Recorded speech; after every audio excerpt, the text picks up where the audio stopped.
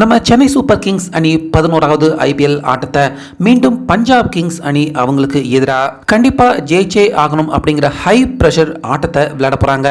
So வழக்கம் போல நம்ம ஜோதிட சிறுவன் இந்த ஆட்டத்தின் வெற்றியாளர் யாரு அப்படின்னு அவர் கணிச்சு சொல்லியிருக்காரு. ஸோ இதில் மிக மிக முக்கியமாக கடந்த ஆட்டத்தில் சிஎஸ்கே அணி பக்கம் நான் சொன்ன மாதிரி எந்த விஷயமும் நடக்காததால் தான் சிஎஸ்கே அணி தோல்வி அடைய வேண்டிய நிலைமை ஏற்பட்டுச்சு. அட்லீஸ்ட் இந்த ஆட்டத்திலையாவது ஜாதகம் என்ன சொல்லுதோ அதன்படி சிஎஸ்கே அணியில் நடந்தால் நிச்சயமாக வெற்றி கிடைக்கும். அப்படி இல்லைன்னா வெறும் 10 ரன் அடிப்படையில் சிஎஸ்கே அணி பிளே ஆஃப் வாய்ப்பை இழக்க வேண்டிய நிலைமை ஏற்படும் அப்படின்னு ஜோதிட சிறுவன் எச்சரிக்கை பண்ணியிருக்காரு. ஸோ இதில் ஃபர்ஸ்ட் எண்கள் அடிப்படையில் ருத்ராஜ், சாம் கரன் 2 பேருக்குமே எந்த ஒரு ஏற்றத்தாழ்வும் இல்லை. ஆனால் நிறங்கள் அடிப்படையில் மேட்ச் நடக்க போகிற ஞாயிற்றுக்கிழமை அப்படின்னாலே சூரிய பகவானுக்கு மஞ்சள், சிகப்பு, ஆரஞ்சு நிறங்கள் உகந்த நிறங்களாக கருதப்படுது. ஆனால் ஆகாத நிறம் அப்படின்னா கரு நீல நிறம் சுத்தமாக சூரிய பகவானுக்கு ஞாயிற்றுக்கிழமையில ஆகாது. ஸோ இதில் நம்ம சிஎஸ்கே முழுக்க மஞ்சள் நிறம் அணிஞ்சிக்கிட்டு விளையாடுறதால நிறங்கள் அடிப்படையில் சிஎஸ்கே அணிக்கு நல்லாகவே சாதகமாக இருக்கு. அதே போல் பஞ்சாப் அணி அவங்களும் சிகப்பு நிறம் அணிஞ்சிருக்காங்க. அது அவங்களுக்கு சாதகமான விஷயமாக இருந்தாலும் அவங்களுடைய பேண்ட்ல கரு நீல நிறம் இருக்கு.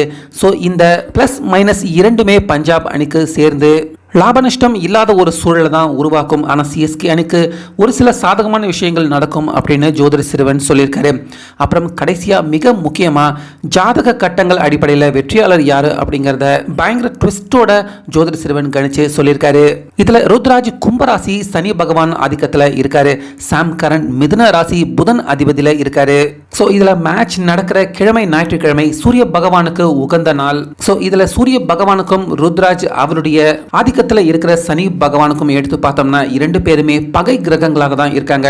ஆனா இதுல சாம் கரன் அவருடைய அதிபதியா இருக்கிற புதன் கிரகம், சூரிய பகவான் இவங்க 2 பேருமே நட்பு கிரகங்கள் வட்டத்துக்கு உள்ள வராங்க. அதனால இது ரொம்ப பெரிய அளவுல ருத்ராஜ் அவருக்கு இந்த மேட்ச்லயும் பேக் ஃபயர் ஆகிறதுக்கு வாய்ப்பு இருக்கு அப்படின்னு ஜோதிட சிறுவன் எச்சரிக்கை பண்ணியிருக்காரு. ஆனா இதுல ருத்ராஜ் அவருக்கு ஒரே ஒரு நல்ல விஷயம் என்ன அப்படின்னா சாம் கரன் அவருக்கு சந்திராஷ்டமம் நடந்துகிட்டு இருக்கு.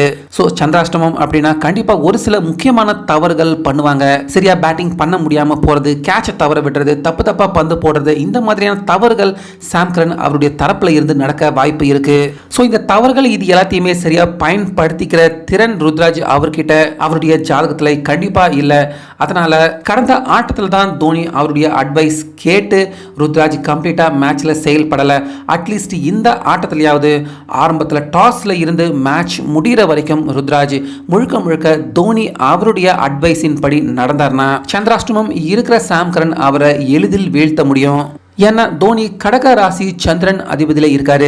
சந்திரன் சூரியன் 2 பேருமே முதன்மை நட்பு கிரகங்கள். அதனால தோனி அவரால் நிச்சயமா சாம் கரன் அவரை வீழ்த்த முடியும். ஆனா Ruturaj A to Z Dhoni அவருடைய அட்வைஸரின் படி மட்டும்தான் இந்த மேட்ச்ல நடக்கணும். ஸோ இது நடந்தா கண்டிப்பா இந்த மேட்ச்ல சிஎஸ்கே அணி அட்லீஸ்ட் ஒரு 10 ரன்லையாவது கண்டிப்பா இந்த ஆட்டத்தில் ஜெயிச்சு பிளே ஆஃப் வாய்ப்பை தக்க வச்சுக்க முடியும். அப்படி இல்லாம கடந்த ஆட்டம் மாதிரி இந்த ஆட்டத்தில் ருத்ராஜ் செஞ்சார்னா அதே 10 ரன் வித்தியாசத்தில் சிஎஸ்கே அணி தோல்வி அடைய நேரிடும் அப்படின்னு இந்த எச்சரிக்கையை இப்ப ஜோதிட சிறுவன் இந்த மேட்சை பத்தின ப்ரெடிக்ஷனை அவர் வெளியிட்டிருக்காரு.